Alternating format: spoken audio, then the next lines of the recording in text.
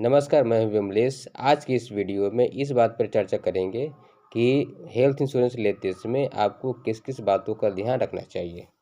Health insurance medical खर्चों की भरपाई के लिए लिया जाने वाला एक बीमा है। यह बीमा आपातकालीन स्थिति में आपके मेडिकल खर्चों की भरपाई करता है, जैसे सर्जरी के लिए या किसी अन्य बीमारी से यदि आप हॉस्पिटलाइज्ड हैं तो आपके खर्चों की भरपाई हेल्थ इंश्योरेंस के माध्यम से होती है। जब आप हेल्थ इंश्योरेंस लेने जा रहे हों तो आपको किस किस फैसिलिटी पर आपको जरूर ध्यान देना चाहिए, अब हम लोग उसकी बात करते हैं।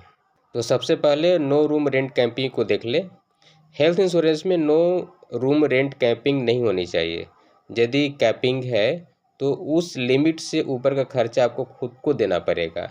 इसीलिए जब भी आप हेल्थ इंश्योरेंस प्लान लें तो यह ज़रूर देख लें कि इस प्लान में नो रूम रेंट कैपिंग कितना है। सेकंड बड़ी बात कि नो को पेमेंट जरूर देख लें। इसका मतलब यदि हॉस्पिटल का कुल खर्च 100 रुपया है और यदि उस पॉलिसी में 80-20 का रेशियो है तो जो 80 है वो कंपनी देगी, 20 जो है वो आप पेड करेंगे। तो ऐसे वाली ऑप्शन में आप कभी भी हेल्थ इंश्योरेंस नहीं लें। आप हमेशा ध्यान रखें कि नो को पेमेंट वाली जो पॉलिसी है वही आप लें। नो सब लिमिट कुछ प्लान में सब लिमिट के साथ आती है। जैसे मान लीजिए कि आपका कवर 10 लाख का है और इस प्लान में कैंसर के इलाज के लिए 2 लाख का ही सब लिमिट है, जबकि आपको 10 लाख का बेनिफिट मिलना चाहिए था। तो ऐसे कंडीशन वाली पॉलिसी लेने से बचें। पीपीई कवर पॉलिसी लेते समय आप ज़रूर देख लें कि इस पॉलिसी में पीपीई कवर है या नहीं, क्योंकि जनरली पीपीई कवर में ज़्यादा अमाउंट खर्च नहीं होता है। कुल जो आपका बिल है तो कुल बिल का मैक्सिमम से मैक्सिमम 5 से 10% का ही खर्च आती है।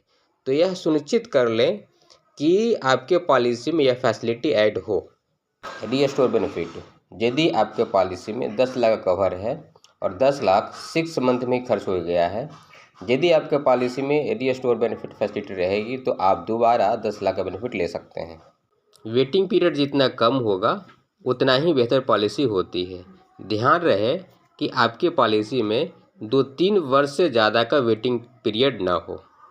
नो क्लेम बोनस इस फैसिलिटी के अंतर्गत यदि आप क्लेम नहीं लेते हैं तो नो क्लेम बोनस के अंतर्गत आपका सम एश्योर्ड इंक्रीज हो जाता है। यदि नो क्लेम बोनस 2-3 गुना से ज़्यादा बढ़ोतरी होती है तो ये आपके लिए बेहतर ऑप्शन है। आप ये प्लान को चूज कर सकते हैं। पॉलिसी लेते समय यह भी जरूर देख लें कि अस्पताल में भर्ती होने से पूर्व कम से कम 60 दिन एवं डिस्चार्ज होने के बाद कम से कम 60 दिन का कवर हो। यदि यह फैसिलिटी है तो आप बेशक पॉलिसी ले सकते हैं। यदि यह इन्फॉर्मेशन आपके काम की है तो आप इसे डाउनलोड कर लीजिए ताकि समय पड़ने पर आसानी से देख सकें। साथ ही साथ सब्सक्राइब, लाइक एंड शेयर जरूर कर दें ताकि अन्य सभी को भी यह महत्वपूर्ण जानकारी मिल जाए। धन्यवाद।